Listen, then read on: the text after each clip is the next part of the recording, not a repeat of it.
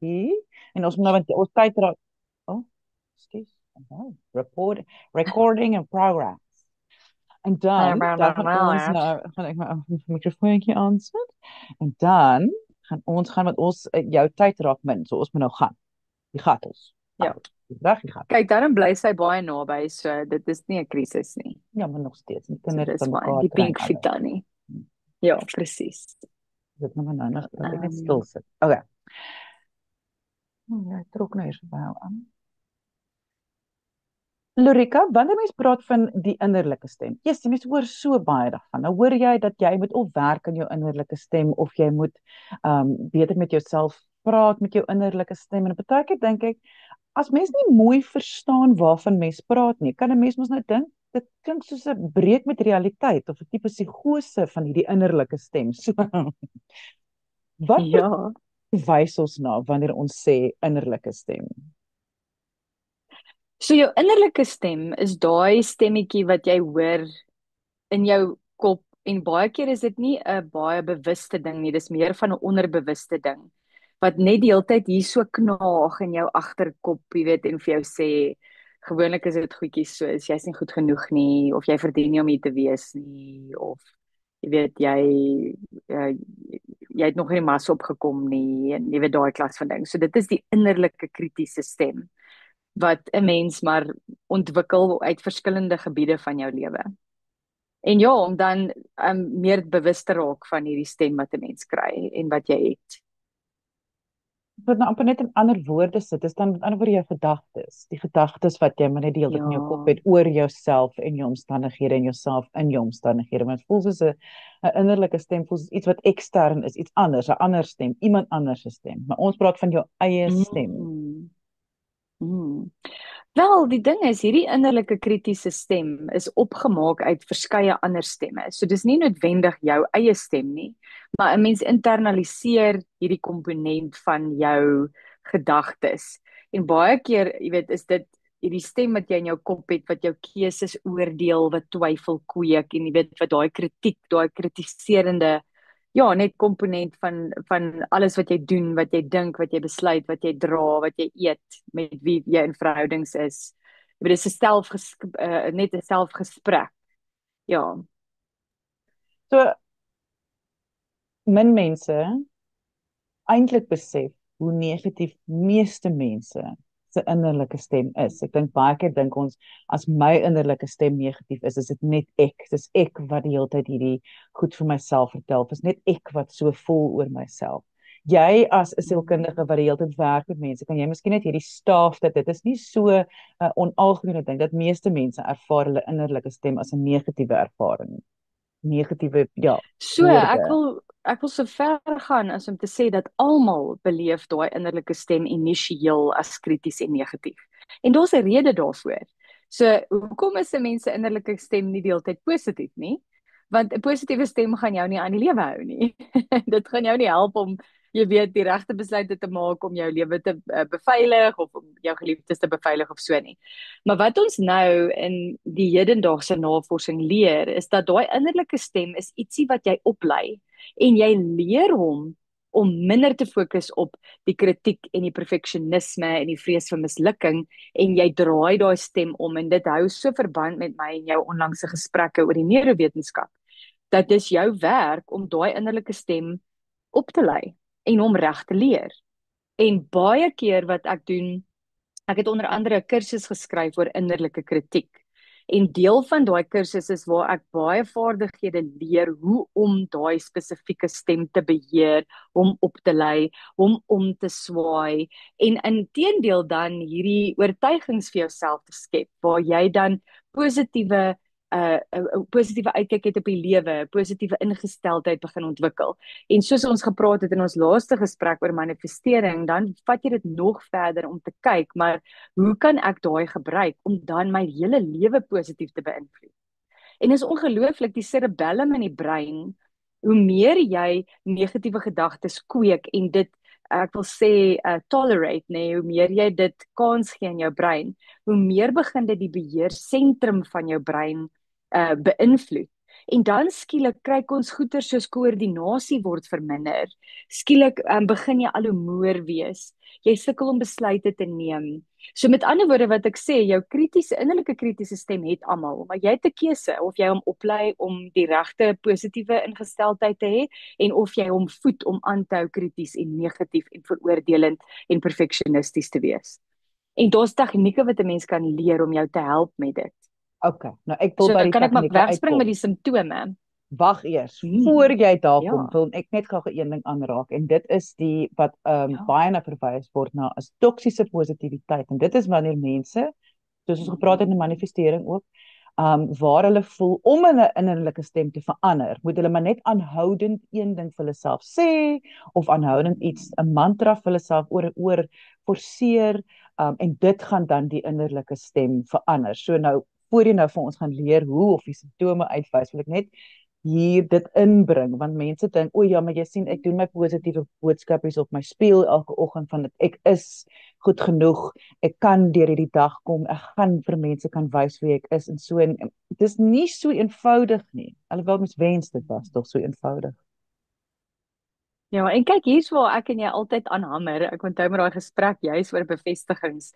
Dit moet gepaard gaan met aksies.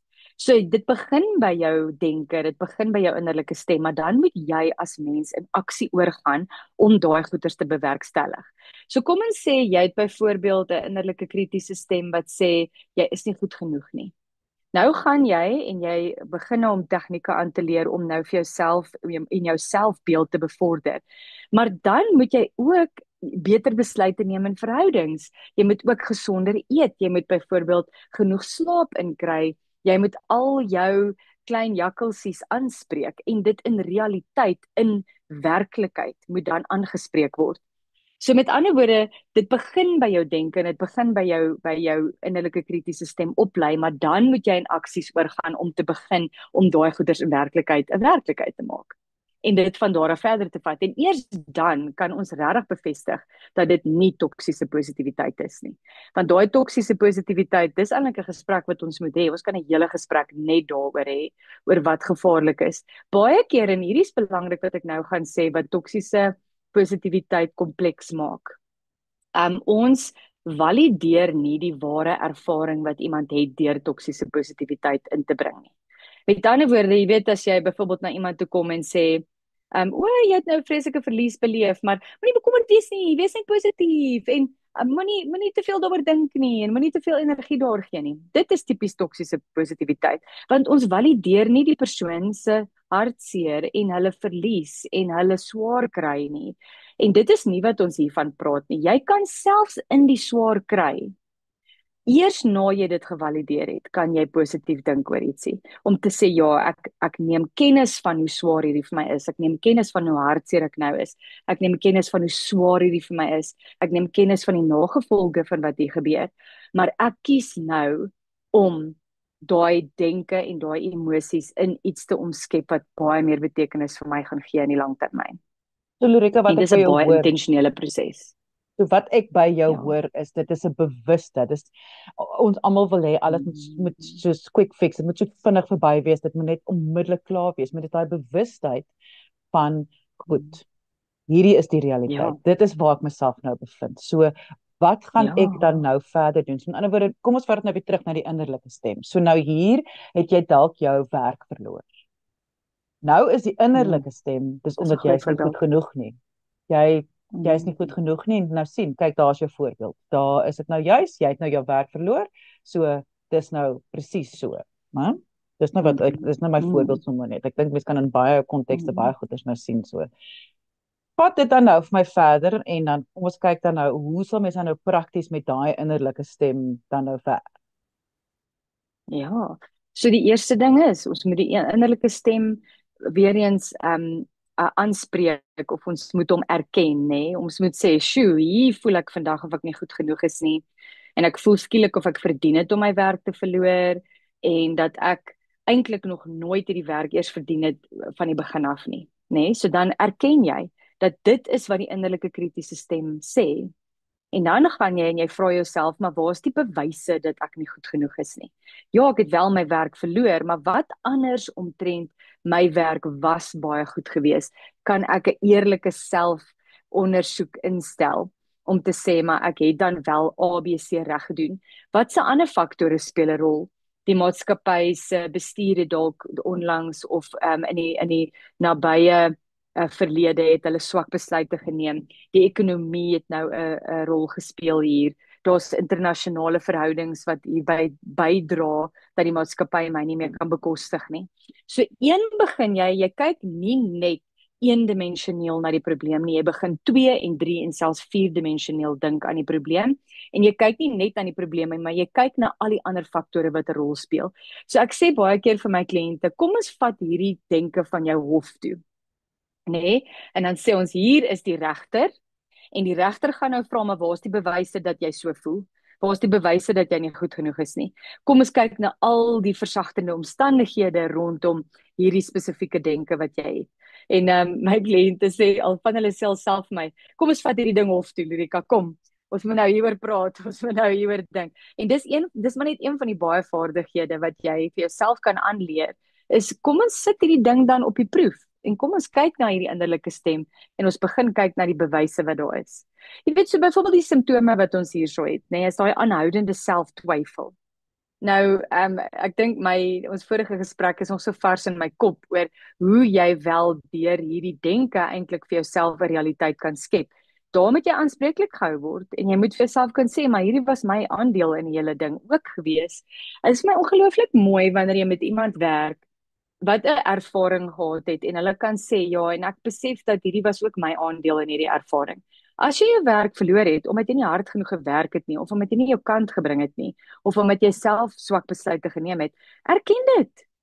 Own dit. En daar's soveel krag wat kom in daai bemagtiging, nê? Wat kom wanneer jy kan erken maar ja, sjoe, ek het eintlik 'n aandeel gehad oor hoekom ek my werk verloor het. Dis nie omdat ek nie goed genoeg is nie. Miskien is dit net omdat ek nie my kant gebring het nie of ek het nie verantwoordelikheid vir my depressie gevat nie of ek het nie verantwoordelikheid vir my verhoudings by die werk gevat nie. En dan kan jy van daar af verder gaan. Dan natuurlik goeie soos uitstelgedrag, nê? Dis deel van daai innerlike kritiese stem en die simptome. Lae selfbeeld, dis iets wat jy met 'n sielkundige kan aanspreek. Angs en depressie, weer eens wat ek net nou genoem het, is al simptome van 'n innerlike kritiese stem en dan besluitloosheid. So besluitloosheid, ek wil sê hou baie ook verband met al die ander goed wat ek genoem het met die uitstel, met die lae selfbeeld, met die angs en depressie en met die innerlike twyfel wat ons beleef en wat ons sien met mense wat regtig sukkel met innerlike kritiese stemme. Jy het net vir my die goue woord gesê van ek dink die hele episode ook en dit is die vaardigheid wat mens moet aanleer. Ek dink baie keer dink 'n mens, jy wil so graag, dit is nou weer as 'n quick fix ding, dat jy wil so graag vir jouself sê, goed, ek het nou my werk verloor, maar nou kyk jy na al die praktiese goedjies, dan gaan jy beter voel. En in realiteit gaan jy nie, want jy gaan nog steeds die geloofsisteem, die basis hê dat ek is nie goed genoeg nie, wat ons nou as voorbeeld gebruik het. So dit gaan nog steeds daar wees. Nou die vaardigheid wat mens aanleer is om dan deur middel van 'n proses wat jy kyk na al die praktiese goed, neem ek aan nou, ek skuis tog ek sit my woorde in jou mond, maar deur middel van die proses dit te oefen dat jou brein nie gaan na jy's nie goed genoeg en dis die einde van die gesprek nie. Dat jou brein gaan na okay, maar kom ons kyk nou saam. Kom, dis soos jy net sê, kom ons sê ons gaan nou die hofsaak hê, kom ons gaan nou almal regter en so en dis alles in jou kop en dit is 'n amazing ding om dit te oefen, om die vaardigheid aan te leer. Nou, is dit dis wat ek hoor, is dit korrek? Absoluut. Jy moet amper 'n onderwyser word en jy besef nou hier vandag leer ons hierdie brein van ons nou die regte tegnieke en die regte metodes en dit is 'n baie intentionele proses. En die mooi ding is, ek dink in 2025 kom ons agter dat alles hoef nie noodwendig terapie toe te gaan nie. Daar is kursusse wat jy kan loop, jy kan boeke lees, jy kan daai vaardighede self aanleer by die huis. Wat hierdie tipe goeders betref. Natuurlik weet ons dat as jy soos wat ek gaan noem met angs of depressie sukkel, dan is terapie en die professionele hulp definitief die regte roete om te volg. Maar ek wil vir mense sê daar is maniere wat jy jouself kan ondersteun en wat jy hierdie vaardighede kan aanleer. Dis 'n baie praktiese en 'n baie bemagtigende proses. En dis wat dit so mooi maak. Ek sit en dink nou wel aan mense, ek dink 'n ouer geslag sal sê maar terwyl hulle hier nou luister, kom moet jy so baie en los dit net. Dit sal verbygaan. Die lewe gaan tog aan en dit druk ons in 'n rigting in en die lewe het sy manier om aan te gaan en mens kom oor hierdie goed. Hoekom sou jy dan sê? Ek wil amper sê ek neem aan dat dit is vir toekomstige situasies ook. Dit is nie net vir hierdie een situasie nie. Dit is hoekom iets soos die bewustheid van jou innerlike stem, soos die werk aan jou innerlike stem. Dis hoekom dit so 'n belangrike onderwerp is. Want dit is jou hele realiteit. Dit voel vir my die hele tyd dit is dan van die hele tyd by jou. Dit is jou hele Dis realiteit. die hele Kyk, ek hele dink realiteit. mense, ja, jy weet mense gebruik ontkenning en vermyding as 'n verdedigingsmeganisme, want hulle besef die oomblik wat hulle erken dat ons 'n probleem het, dan moet ons iets doen daaromtrent. En dit is die innerlike, natuurlike lewensdryf, nê, wat Freud oor gepraat het. Ons almal het daai lewensdryf, maar baie keer is jy nou nie noodwendig lus om in aksie oor te gaan nie oor nie, so ons bly maar in ontkenning daaroor. Maar ek dink die vraag wat jy jouself moet afvra is, hoe moeilik wil jy graag deur hierdie lewe gaan? Ek dink wat so mooi is oor die jare waarin ons nou leef, is ons begin sien dat emosionele vaardighede en emosionele intelligensie leer ons vir kinders soos wat jy leer om te skryf of leer om te praat of leer om jou skoen vas te maak. Ons leer daai vaardighede waar die kennis was nie noodwendig daar in iemand wat nou byvoorbeeld as 'n baby boomer gesien gaan word of jy weet die generasies wat voor hulle gekom het nie. Ons het daai vaardighede nou, ons kan dit nou vir mense leer. En jy hoef nie meer swaar te kry nie. Ek dink dis die mooi ding. Voorheen was daar hierdie statigheid oor om stil te bly oor 'n probleem en dan as jy nie daaroor gepraat het nie, het jy maar gehoop dat hy net gaan weggaan. Maar die realiteit is, as 'n ding nie oor gepraat word nie, dan word hy net erger en dit word net slegter. En dit is die laaste ding wat ons nou wil hê. Jy weet, ons praat nou in vandag se tyd en ek gaan nou 'n bietjie 'n segue hierso. Maar ons praat vandag oor mense wat moontlik nooit gaan doodgaan nie. En dit klink absoluut belaglik as jy logies daaroor dink. Maar ek dink as 'n mens jouself verskriklik mooi oppas en baie bewus en mindful is oor goeters, kan jy regtig 'n verskriklike, pragtige, mooi, hoë kwaliteit lewe lei. En dis definitief 'n keuse wat ek wil maak in hierdie leeftyd. Ek wil dit hier inbring. Weer eens wat ek net nou ook ek jammer dat ek op hierdie punt hamer, maar ek dink mense dink 'n mooi, pragtige, gebalanseerde lewe beteken jy gaan nooit negatiewe en slegte goed ervaar nie. En ek wil net hê jy moet nou net vir ons weer inbring dat dit is juis nie die punt nie. Ja, weer eens, ons split nie hierdie ding nie. So splitting is een van die groot verdedigingsmeganismes wat ek dink meeste mense mee sukkel, maar ons is nie altyd bewus van hom nie. Dit is nie wit of swart nie. 'n Mooi gebalanseerde, gelukkige lewe is eintlik grys. Hy bring wit en swart bymekaar om balans te handhaaf, om ekwilibrium te handhaaf. En weer eens, en hierdie sê ek baie vir mense, swaar kry is nodig vir die mensdom. Want dit is slegs in daai swaar kry wat jy betekenis in jou lewe kan skep. En wanneer jy betekenis geskep het en aanhoudend skep, dan begin jy, ek wil sê, level up, jy weet, in hierdie game van die lewe. Dan is ons jou lewe 2.0 en 3.0 en 4.0 en elke keer ontwikkel jy 'n dieper, sterker fondasie deur die swaar kry. So, en ons het al hieroor gepraat, ek en jy, is nooit die swaar kry in en kyk net daarna met daai erkenning. Jy weet, en dis nogal hoe mense jou innerlike kritiese stem ook beheer, jy weet. Eerstens moet jy bewus wees van hom en jy moet kan erken dat hy 'n probleem is. En miskien het jy nie 'n toksiese innerlike kritiese stem nie, maar daar is tog daai klein jakkalsies wat sê, o nee, ek gaan nie mense mooi vir eet nie, want ek kan nie kook nie. Jy weet, of, o nee, ek kan nie daai denim dra nie, want my lyf sal nooit mooi lyk daarin nie. Jy weet, dis daai klein jakkalsies, maar dan kry jy groot jakkalse, wat jou lewe belemmer, wat beteken dat jy nie eers wil opstaan uit die bed uit in die oggende nie. So maak nie saak waar op die spektrum jy is nie. Dis iets om van bewus te raak. Jy weet, en dan staan natuurlik om jou negatiewe gedagtes uit te daag, soos ek gesê het, vat hulle hof toe en sê, maar wag 'n bietjie, waar is die bewyse hiervan? Ek stem nie noodwendig saam hiermee nie. Selfdeernis, jy weet, dit is daai empatie wat jy ontwikkel. Dis ook 'n vaardigheid wat jy aanleer. Baie mense het in huise groot geword waar hulle ouers vreeslik empaties en liefdevol was. Dan het jy vanselfsprekend 'n dieper koppie selfdeernis en empatie. En dan het jy mense wat nie so gelukkig was nie, wat daai vaardigheid moet aanleer, nê? En dan die bewustheidspraktyke. Ek dink mindfulness is wat ons sal gebruik in Engels. Maar net om bewus te raak van daai innerlike stem. Dit gebeur baie in die vorm van terapie. Soos wat jy praat, kan jou sielkundige sê, "Sjoe, ek merk nogal op dat jy regtig swaar is, dat jy baie hard is op jouself." Of ek merk nogal op dat jy baie kritiek het rondom jou werk, of ek merk op dat jy swaar kry in terme van jou verhoudings. Wanneer jy 'n eksterne persoon het wat dit vir jou valideer, wat vir jou kan sit en sê, maar hierdie is wat ek opmerk, dan bou daai selfdeernis en daai selfbewustheid. En dit is waar ons regtig daai goue draadjie kry van om jou innerlike stem te begin beheer.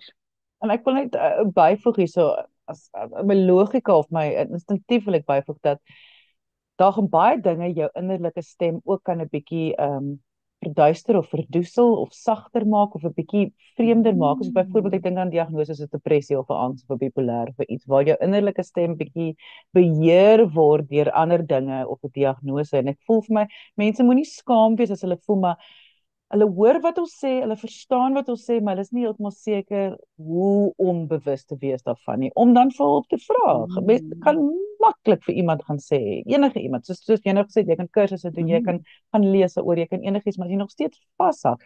Dis juist waar sielkundiges vir jou goud werd sal wees as jy in te stap en te sê, almal praat oor innerlike stem. Ek is nie seker wat my innerlike stem is nie. Ek is nie seker om te luister daarna nie. So dit is doodnormaal. Mens hoef nie skaam te wees daaroor nie, want baie dinge kan dit 'n bietjie blurry maak. Een groot ding wat dit blur is hierdie, ek wil sê verslawende gedrag waarin ons almal betrokke is op een of ander vlak, one way, shape of form, nê? Jy maak jou innerlike kritiese stem stiller deur om byvoorbeeld op sosiale media te scroll of om verskriklik baie te eet of om verskriklik baie te oefen of wat ook al jou, ek wil sê jou Achilleshiel is wat dit betref, is daai repeterende gedrag, nam éventueel, verdoesel, dis 'n mooi Afrikaanse woord, verdoesel éventueel, daai innerlike stem. Maar hy gaan nie weg nie. En wat al wat dan gebeur, is jy stoot dit daai proses uit, en wat ek baie keer sien, mense wat nie hulle innerlike kritiese stemme beheer nie, raak in hierdie verslawende gedrag betrokke, en dan sukkel hulle om te slaap in die aand. Want dan is jou brein heeltemal oorgestimuleerd, nie net met die innerlike kritiese stem nie, maar ook met hierdie gedrag waarin jy probeer weghardloop van daai stem af. En dan sit ons met groot slaapprobleme, en jy weet, ons moet eintlik almal professionele slapers wees. So jy doen dit deur om geskiedkundig te kyk na hoe jy jou dag bestuur, wat se besluite jy neem, waarin jy bereid is om verantwoordelikheid te neem of nie. En ja, dit help regtig baie om bewus te raak. En weer eens, al hierdie goeters kan jy leer in die vorm van terapie met iemand wat jou help om sin te maak van dit.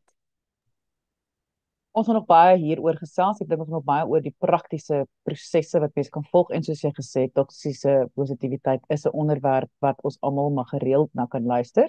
Maar die tyd is nou ingehaal. Indien jy enige vrae het, kan jy e-pos stuur, lise@wsek.co.za. Ek sal ook al Lorika Fik, sy is 'n voorligtingsielkundige van Johannesburg. Ek sal alle besonderhede by hierdie gesprek sit, so julle sal presies weet waar om haar ook in die hande te kry.